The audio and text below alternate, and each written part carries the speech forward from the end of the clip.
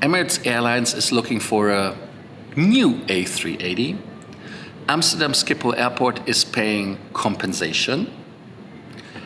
We do have Cathay Pacific, their program, enhancements.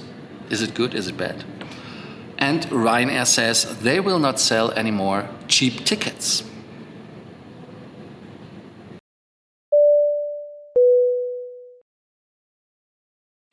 My name is Lars. I'm here to bring you more miles, more points, and more status. Today we are here from Munich bringing you the show because we're having the regular table. If you're in Munich, come and join. If you're tomorrow in Frankfurt, come and join. If you're in Berlin on Sunday, come and join there. We are in the Grand Hyatt. And send us a message. In the show notes you'll find my WhatsApp details and I will give you the locations. It's mostly the Hyatt hotels, except in Munich there's the Augustiner Keller. Starting always 6 p.m. Subscribe, hit the notification button, the bell, leave a comment, and of course, like the show. That are the details we have to do before every show.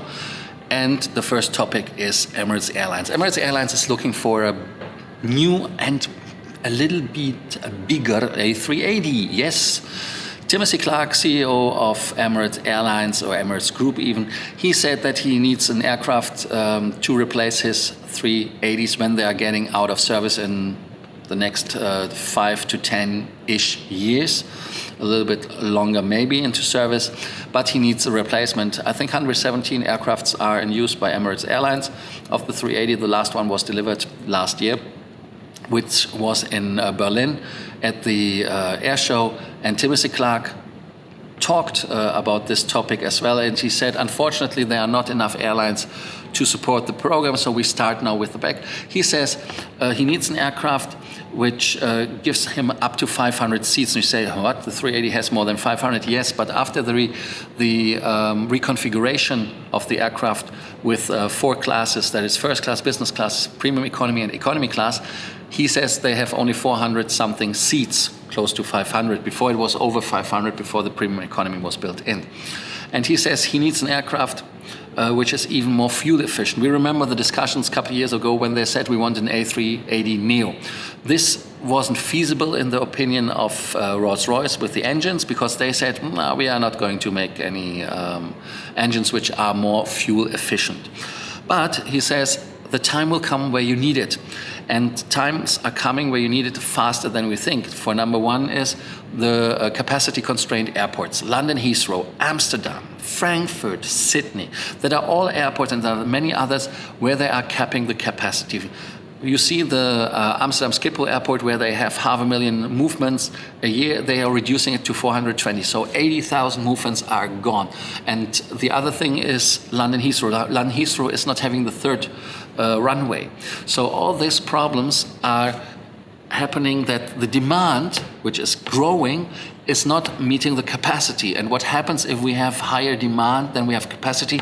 Prices are going up. That is number one. So he says we as consumers, we will be crying because we do not have cheap tickets anymore.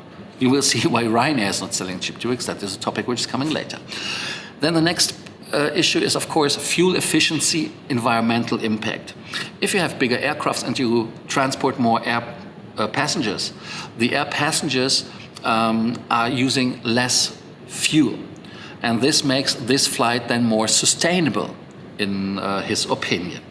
But still, like I said, he's kind of said that the manufacturers like Boeing and Airbus are only putting their 777s in the market and in the A350-1000, maybe in an extended or longer version, that it will have capacities, but it will never have the capacity of an 380 in his opinion. So he says we have to use all the new technologies that we are using in the 777X or in the 350 with composites, for example. So if you put new engines, composite, which makes it lighter, when you put other technologies into this aircraft, that will be the key for the future to make travel more available for all people, because the price will trigger people not to fly. Of course, on one side you have to always consider, is this flight necessary. But still, if you see the prices which we are having now, where you see that the capacities are not up to speed with the demand, the prices are skyrocketing. And comparing prices before COVID, it's unbelievable what they are charging right now. And I remember that we were laughing when Carsten Spohr was telling, my most expensive flight is Frankfurt to San Francisco in first class for 20,000 something euros. That will be the future. That will be the problem. And during COVID, we got this flight, not maybe to San Francisco because of the entry restrictions, but for the same distance flight like Buenos Aires, 2,500 for 2 people in first class. So you see, both is not sustainable. The cheap price is not sustainable for the airline, and the high prices are not sustainable for us as passengers. We should not go back to the times where flying was really only a privilege. But I'm still in the strong opinion that flying is a privilege and it's not right. So we should be more humbled that we are allowed to do it. Ryanair. Michael O'Leary, louder than Timothy Clark, more flamboyant, more picturesque with his wordings, says that the prices will increase. I mean, to be honest, the 199 euro flights or 99 cent flights or 10 euro flights with Ryanair, that were not real flights which were sustainable, and that was more a marketing thing as they were not widely spread available. He says now that his prices, when it comes to the lower end, will start at 40 to 50 euros in the next year because the costs are rising. Honestly, with this I have no problem, because if the prices are rising in this area, it makes a little bit more flying again in a way that you think, because when you're flying to Mallorca every weekend for $9.99, you understand the point. If you fly for 50, it's still kind of affordable, but you don't have to do it every weekend. So that is what I'm saying. It has to be balanced, and that is the same like in with the Emirates pricing problem. But he says still that the biggest problem for him is the Brexit, because that was, I don't want to say what he said in words, but let's call it disaster.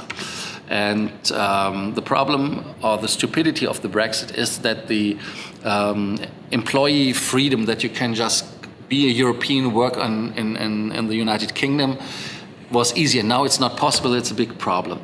But still, this said, he's in the strong opinion that passengers are looking even more for cheap prices. But again, it should be somewhere that the pricing is so fair that everybody in the industry gets fair wages. And that is what I'm telling, that if you're working for an airline and the ground services and that's full-time job, you have to be sustainable and you have to be able to support yourself with that. An airport which was making trouble, I mentioned it already, was Amsterdam Schiphol. And in Amsterdam Schiphol, a lot of people were waiting in tents for hours until they could reach their flight. Then the management decided that people who are flying only allowed to enter the airport when they are 4 hours or less for departure. And even then, when people came in 4 hours before the flight, they couldn't make it to their flight and they lost their space in the aircraft because they departed. And there has to be a compensation. The Dutch Holiday Complaints Program, it's a TV show, I think, they threatened them for hundreds of millions of euros. And the Dutch name even Max Vacantiman. I don't know if it, for me, Vacanti, I lived near the border to Belgium and Netherlands, in Aachen, where I'm grown. Vacanti means vacation. It's very close of it. I always say that Dutch is like German with a potato and speaking English. Then it's Dutch. They threatened them to pay, to sue them that they have to pay, and now the airport said, no, we are going to pay. And they are paying everyone in this program who had between April the 23rd and August 11th, 2022, who missed the flight. And most importantly, because of the excessively long wait times to get through the checkpoints. Of course, I mean, it's not the fault of the airline. I mean, we can blame Lufthansa, we can blame KLM for a lot of stuff. but not for the security. That is not in their power to do anything. And now they have promised to cover a slew of costs, including charges associated with rebooking, alternative travel arrangements, hotel cost. And they didn't say how much they're going to pay and how much it costs, but it will be a chunk of money. I think, let's say it that way, good so. Last topic for today, before I go for the regular table, which starts in 2 hours. Enhanced Cathay's membership program is launching on August 17th in 5 days. And the 2 programs which we have, that is the Cathay Pacific Marco Polo, that is why I'm a Marco Polo Diamond, yes, and the Asia Miles under Cathay, they will go together into this enhanced program. The launch of enhanced program, we will see if there's any changes. I don't see any changes except the name. Even they say that they will put both marketing departments together, and that will level the loyalty program. I don't see anything. I think it's just that a name change and no changes at all. But let me know what your opinion is, if it's just a logo rebranding, what it is. But what is this enhancement? Is it just to fire people? I don't know. I don't see any benefit for us. I just wanted to let you know that on the 17th the changes are, that you are knowing that it's happening. Thank you so much for watching Frequent Traveler TV. Take off today's episode from Munich, from the wonderful Holiday Inn Express. I can recommend this property, nice location next to the rail tracks, so you can take the S-Bahn. I think it's 3 stops to the city center, and to the airport it took me less than 30 minutes.